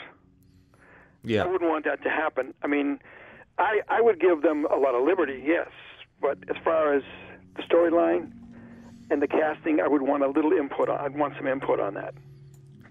I don't want them changing it up so much that it becomes a cast of people that aren't even in the book, Here's a question for you. Ages. I mean, Michael's supposed to be 32 to 36 years old. I don't want them using a teenager for him, If you was given free reign to cast this as a movie, who would you pick? Well, there's some actors on TV that I'd like to use. Yeah? There's an actor I met recently. He lives in Kentucky. He fits the bill perfectly. He looks a lot like me when I was younger, because Michael is based on a younger version of me. Okay. because that's what I vision. I vision myself as Michael in a younger days. Okay. This guy I met, his name is Merlin Napier. Okay. I've met on Facebook, and I've talked to him on the phone. He's a struggling actor, and I think he'd be perfect for Michael. He looks a lot like me, has the same eye color as me, same hair color as me. He fits it perfectly, and I think he could do it. Okay. So he's a great subject for Michael. Okay. And after knowing about Michael's character, he said, I'd love to play him. That would be so much fun. I said, yeah, he would be a fun character to play. You get to play a good and an evil guy in the same person, which is fun for actors. Love playing evil parts because they have more freedom. And I'd like to get Skye in the part of a main female. Oh, I'd love that. The description of one of the main females, if not both. Yeah. And so if I have some say in the cast, I will have at least the power to bring the person in for a reading. And then the producer, who has more power than I do, would decide on who to use. So I can't guarantee anybody getting a part, but I can guarantee them an audition. Okay. If I have the right, if they give me, because in this other guy who I spoke to was a producer, he's an up-and-coming producer. He says, yeah, he says, if it's your copyright, you should ask for that kind of control, and they probably grant it to you. It would be more than helpful for them to have that. Because I keep wondering when I look at Skye, like I know she's done Oculus and whatnot. But Oculus is not a good representation of her acting because it's not a big part. It's just not there. You know, I mean, I've seen her do other stuff that there's more to her. Yeah. Oculus is not a good example of her acting at all.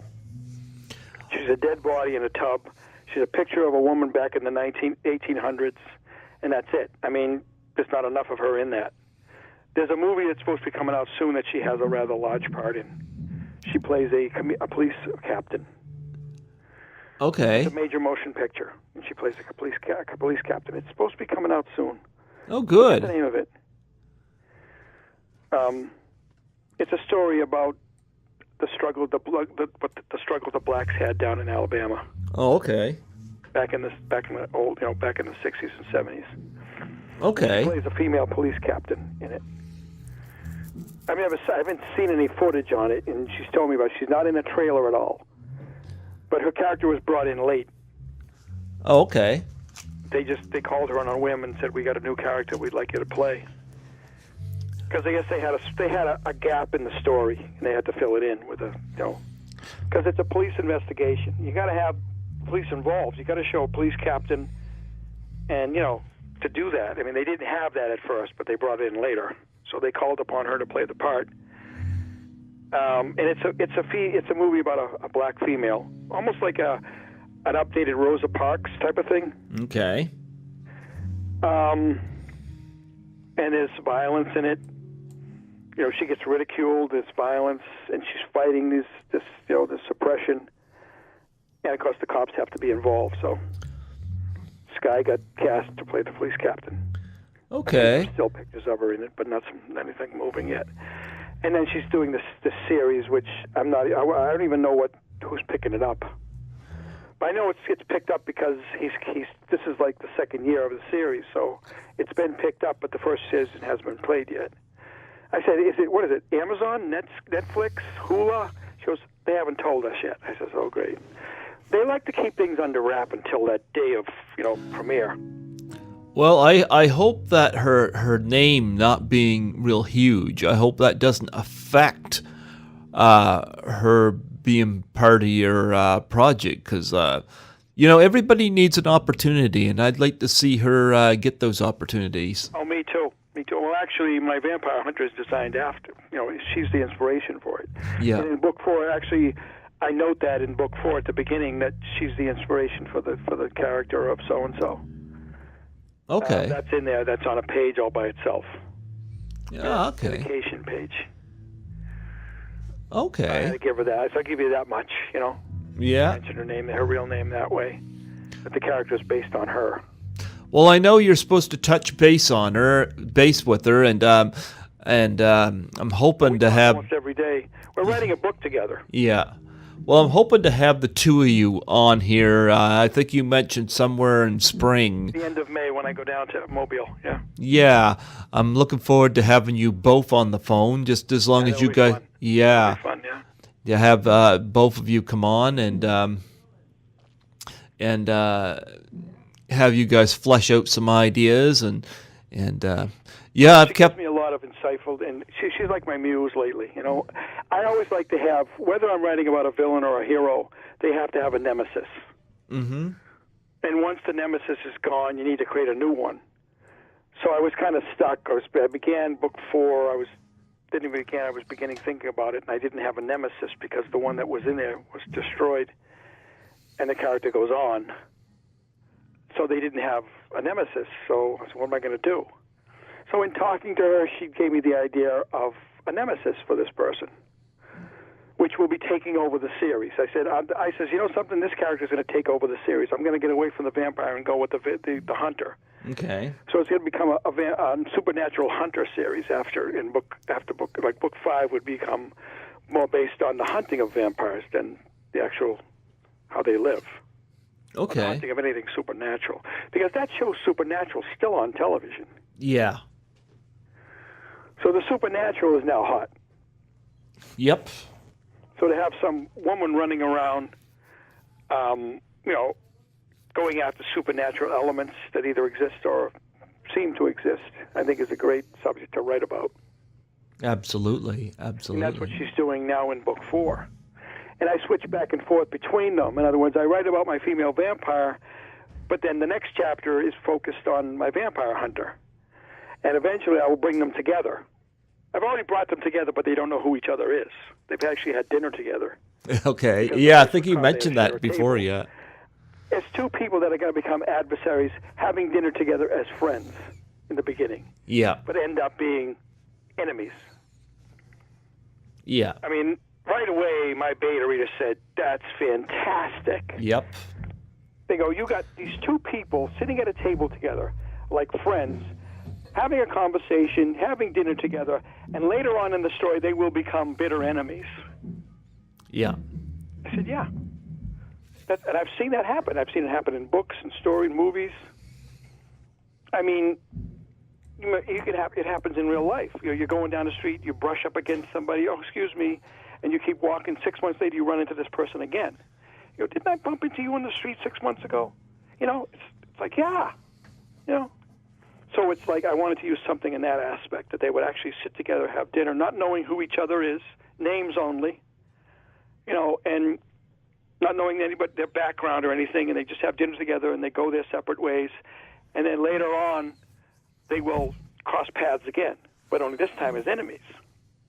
Okay. They both recognize each other as having dinner together at one time. Because that's the way life is, Yep. In other words, what happens today, you say to yourself, why did this happen to me? 6 months later, you find out. Because you say, okay, if that didn't happen 6 months ago, this couldn't happen today. So it's all like a puzzle. Your life is pieces of a puzzle being put together. Absolutely. And you need each puzzle to go in at a certain time, and then later on another piece goes in that connects to that piece. And like you said, I'm a thinking writer, Mm-hmm. So I'm creating a puzzle, which we call mysteries. Yep.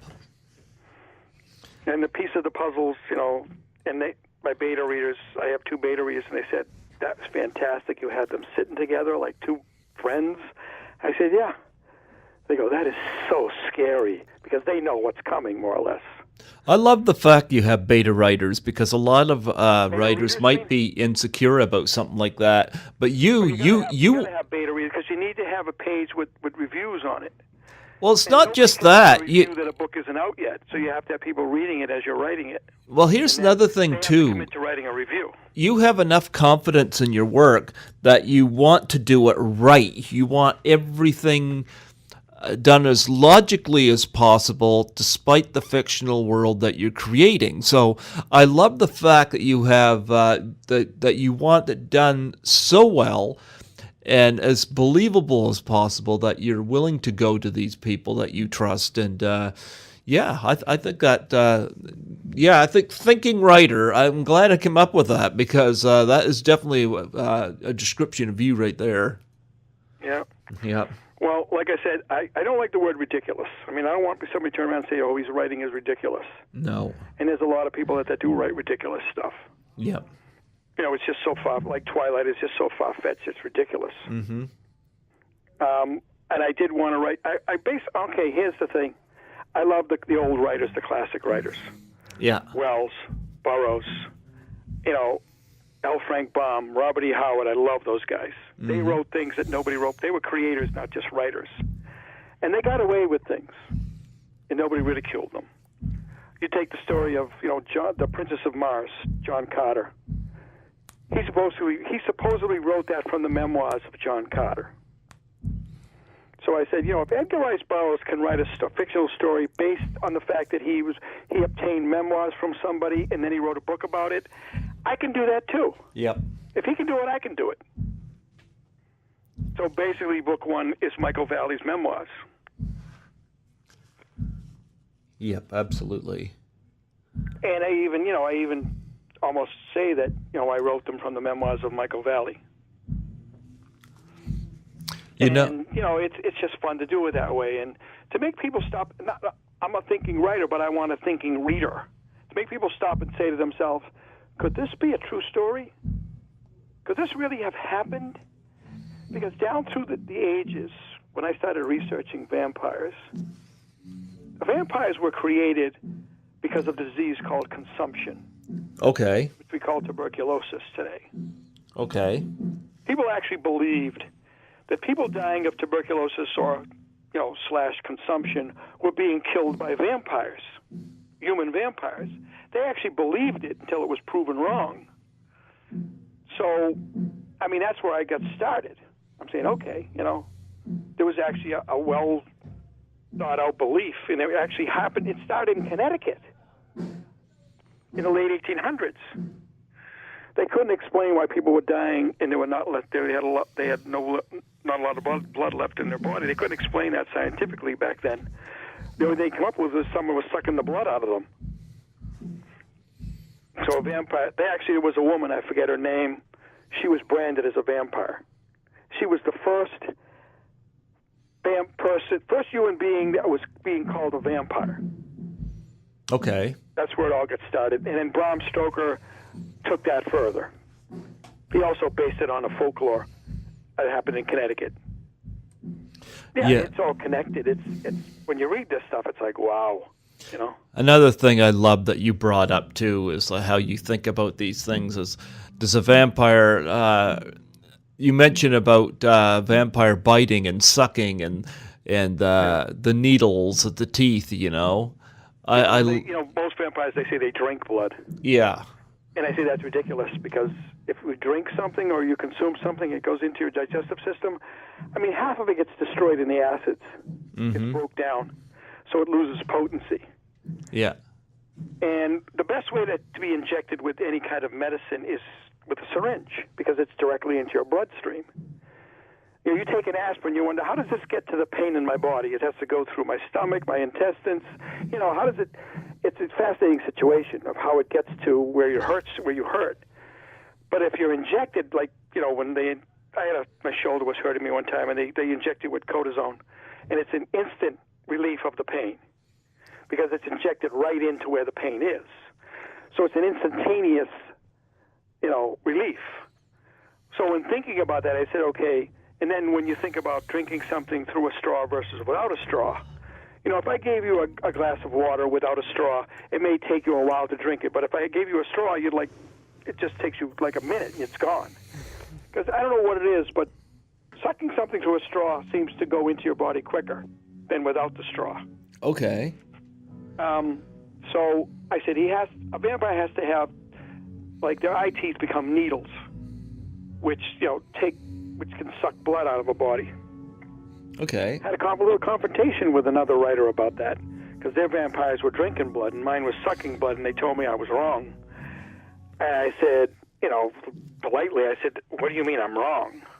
He said, well, vampires drink blood. And then I explained it to him the way I explained it to you. Yep. I says, well, if they drink the blood, they're going to lose half the potency of it. It's going to take longer to get to their system. But if they suck it, like you would, withdraw blood from a person with a needle, it's instantaneous. They get it, bang, it's right away. And they can suck blood out of a human being a lot quicker than drinking it out of a human being. Did they get your point? Oh, yeah. He said, something, I think you're right. I'm going to think about that. I said, good, because, that's logical. It's a logical. As much as you can put logic to fiction, that's what it is. Yeah. And like you said, I like to make things believable. In other words, when I say that my vampire can suck 2 pints out of you in seconds, it's because he's sucking it out through his teeth. I mean, I've had blood taken from my arm. They can take 7 vials, not pints, 7 vials of blood in a minute. It just zoom, zoom, zoom, zoom, and it's done, Whereas if they had to wait for me to bleed out of a cut, you might have to wait quite a while to get that much blood out of me. Yeah. So a vampire, has 2 syringes in his mouth. And they take it from the neck because the carotid artery is there, and that's directly to your heart. Those are arteries that go from the heart to the brain. Here's a That's question. where they use the neck. They could also use the wrist, too. The wrist has an artery that goes, but it's a longer distance. Here's a question I have, because they say vampires have fangs, and it makes me, of course, think of snakes, like pit vipers. Yeah. Yep. And, of course, the snake's fangs will fold back.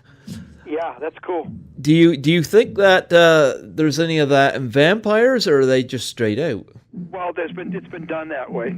Yeah. It's pretty extravagant, where they give a vampire, they can dislodge their jaw and open their mouth a lot wider. But my vampires, their teeth retract. They extend and then retract. Okay. So they're like a blade that comes in and out. Okay. But it only happens.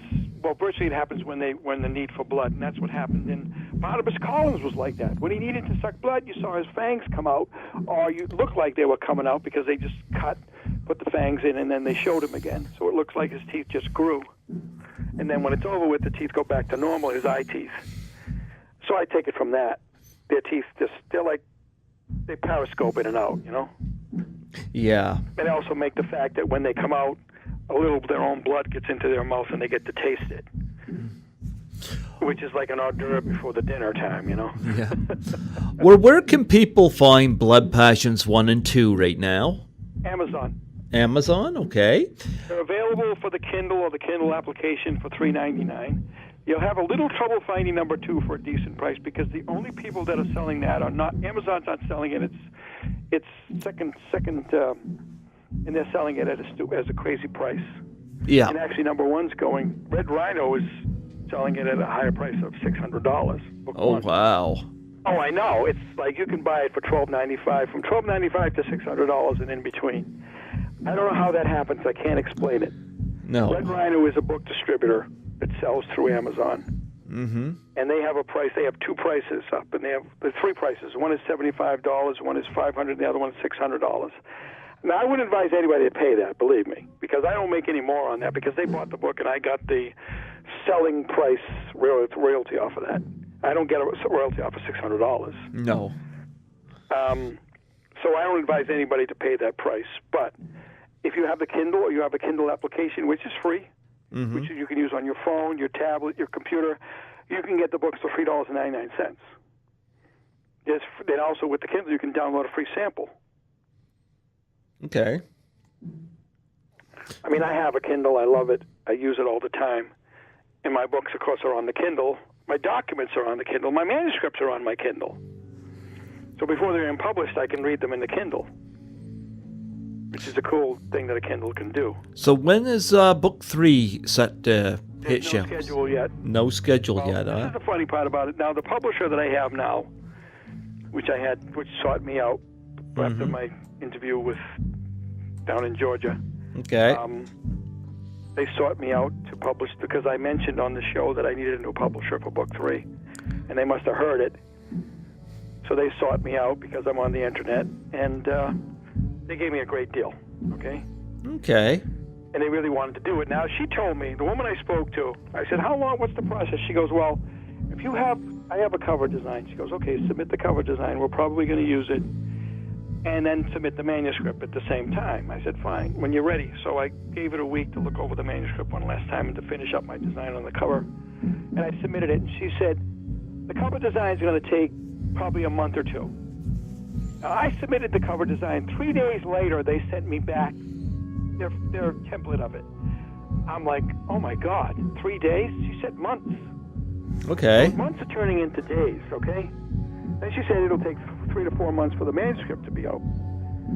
And now I'm thinking I should see the manuscript probably by the end of this week or next week at the latest. So Hopefully. I'm thinking the book should be out by the end of April, the way things are going. They seem to be fast-tracking it, you know? Yeah.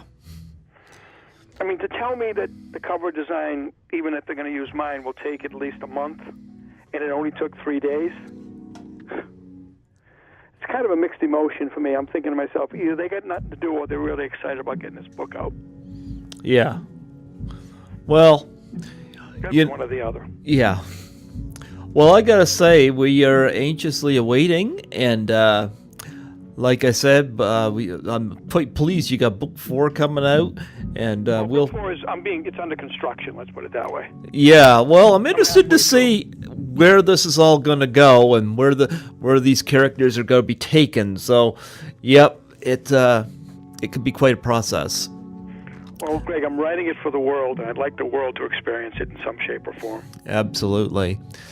I'm not writing it. I mean, I started out writing it for my own entertainment, but it took off a little bit in my local area here, and a little bit on the internet. I mean, I started a group on Facebook, the Jim Valente Blood Passion Group, and it has 1,600 members right now. Mm-hmm. It grew overnight. It went from 800 to like 1,400. Now it's up to 16. So the popularity is coming around. But it can take that long. I mean, Harry Potter took 7 years to get to film. Yeah. Captain America was created in 1948, and he just had a great movie, back in 2012. And the movie that just came out, The Wrinkle in Time, that's a 50-year-old book. Yeah, I've heard a lot of complaints about that movie, though. I haven't seen it, though. Well, the book it's a religious children's book. Mm-hmm. I looked into it. She wrote it back in the 60s, which was 50 years ago. Mm-hmm. And they're just getting around to putting it into a movie. So things can take time before they get, out there. So it's been about 9 years since book 1 was published. It's about time. It's coming around to the time where it should get some exposure. I agree. And that person in Atlanta is thinking that now's the time. Well, I'm happy to promote your books on here, and I'm happy you do. Yeah, well, it is fun, and like I said, I appreciate your patience because right now your first interview has not aired here yet, but like I said, it eventually comes to pass, and it'll air here, and somewhere we're down now in the distant future, it'll be on YouTube as well. But like I said, I appreciate your patience on that, and I look forward to having you and Sky on here together. I do too. I look forward to that too. That'll be fun. That'll be a lot of fun. Yes. Well, Jim, it's we're coming down on 2 hours here very soon, and I just wanted to ask: is there anything you want to say before we close off?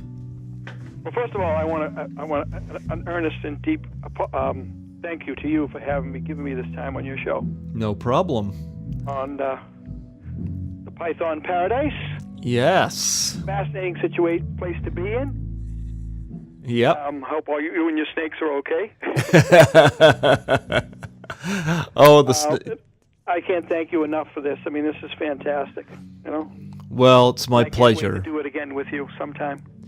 Well, you keep in touch with me, and I usually have guests on once a year, but in a situation where it be you and Sky, I'm open to doing that.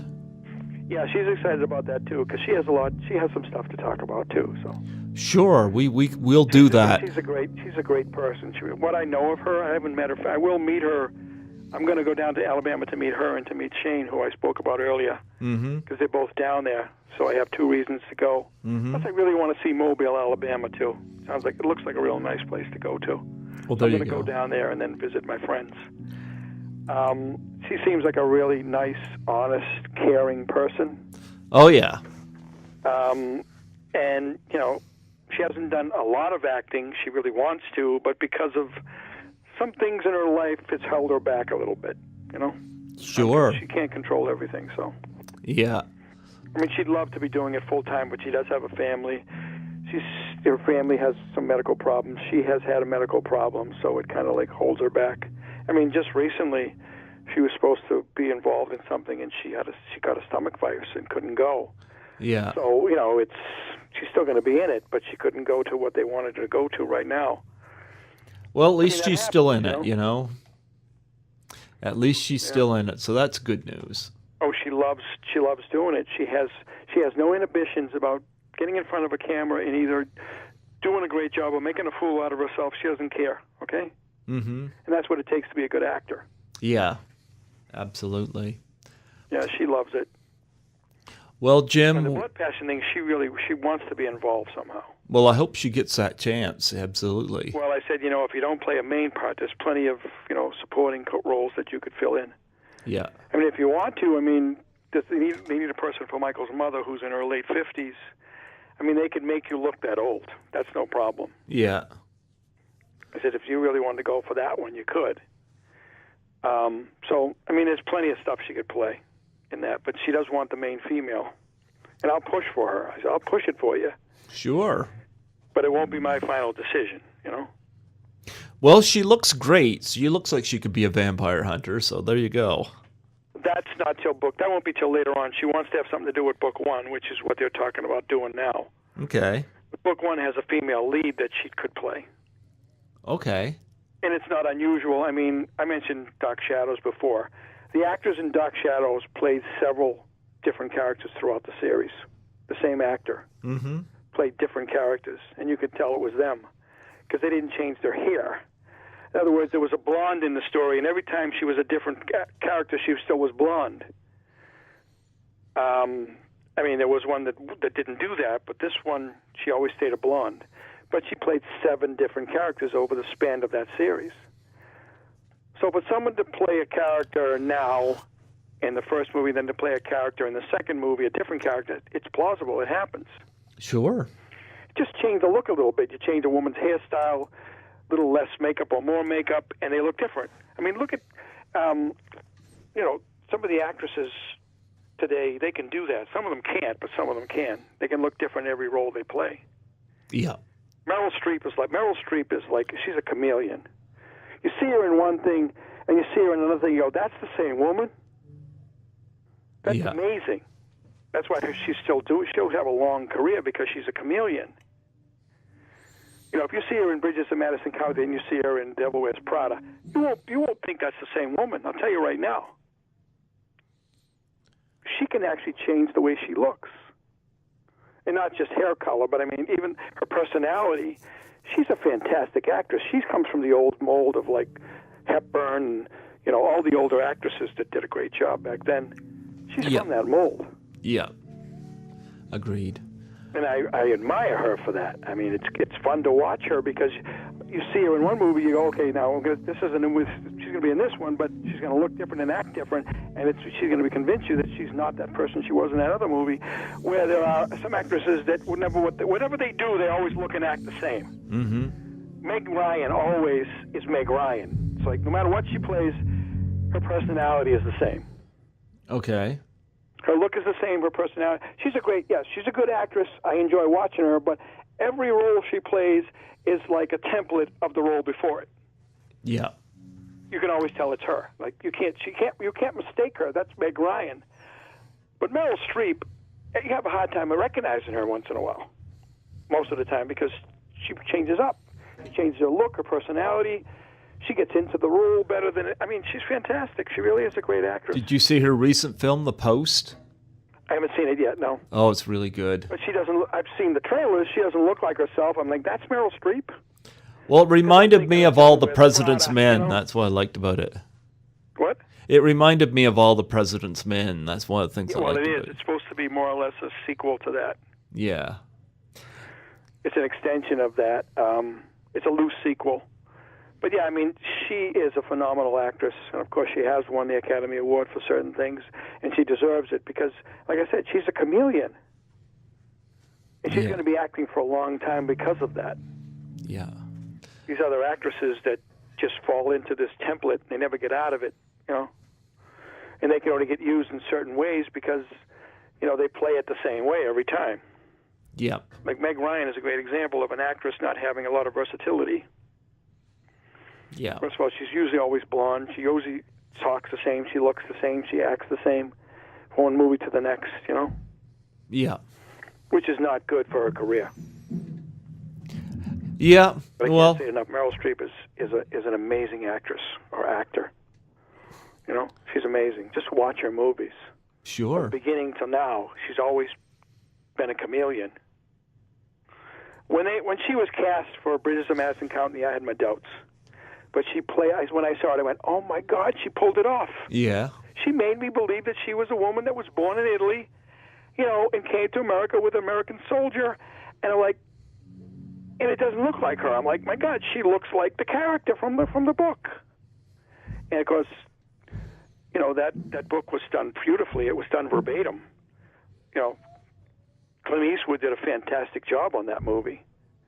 He did something no other person has ever done with him. He's a producer and a director and an actor, and he brought that movie in under budget and under schedule. Okay, yeah. It was successful. No one's ever going to do that again, I'll tell you right now. Clint Eastwood was far more than just an actor. He's a great producer and a writer and a director. Well, Woody Allen does those things. Yeah, but not everything he's done has been that great. I mean, some of it gets a little too goofy. Okay. He goes off on the campy, goofy stuff too much, Okay. When was the last time you saw a serious Woody Allen movie? I don't know. I kind of like goofy Woody Allen. I do too. I love Bananas. It's one of my favorite movies that he did. But, Clint Eastwood he's done the comedy. He's done, Every Which Way But Loose, Every Which Way You Can. That was comedy, but he's also done the serious stuff. I even mentioned it. I paid tribute to him in Book 4. I have a scene where Dirty Harry is mentioned. Okay. Because I have so much respect for the guy. Mm-hmm. He's an artist, beyond an artist. An artist, and you're an artist as well. And thank you. we gotta close off here very soon because we are. I gotta shut up. Well, we're coming down on 2 hours, and yeah, last time we talked for 2 hours too, so that's a sign. I know we did. I love just sitting back. I don't like to contribute a whole lot. I like for my guests to talk, so it's nice for you to I wasn't even sure we were going to get 2 hours out of you tonight, but yep, we did. Yep, we did. Yep. And I want to thank you again. Oh, absolutely, and I look forward to having you and Sky on here together sometime around the end of May or something like that. And Sky and I look forward to. Absolutely. Well, you take care and you have yourself a wonderful evening. I'll be in touch. We have the Facebook thing and the messaging and all that stuff. I'll be in touch. I'll keep you informed of what's going on, okay? As much as I can. Absolutely. You take care. And we'll talk, off the record and stuff.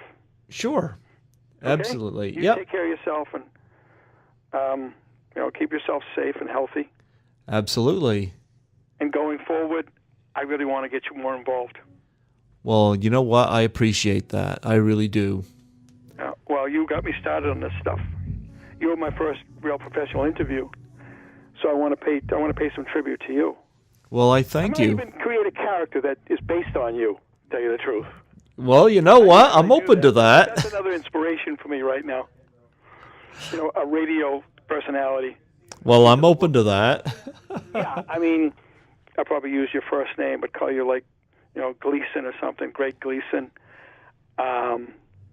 It's an interesting aspect. I'm going to be thinking about it now. Well, there you go. I'm only halfway through Book 4. I can always bring in a character like you. Why not? One of the characters actually be listening to your show and be a fan of yours, and Why not? That's just loosely thinking that right now. Well, on that note, you know what? I applaud that. Absolutely, go for it. Okay, all right. I'll let you know how that turns out. Absolutely. Well, you have yourself a fantastic evening, and you take care of yourself. And you too, and we'll talk soon. Absolutely. All Bye. right, man. Bye. Good night. You too.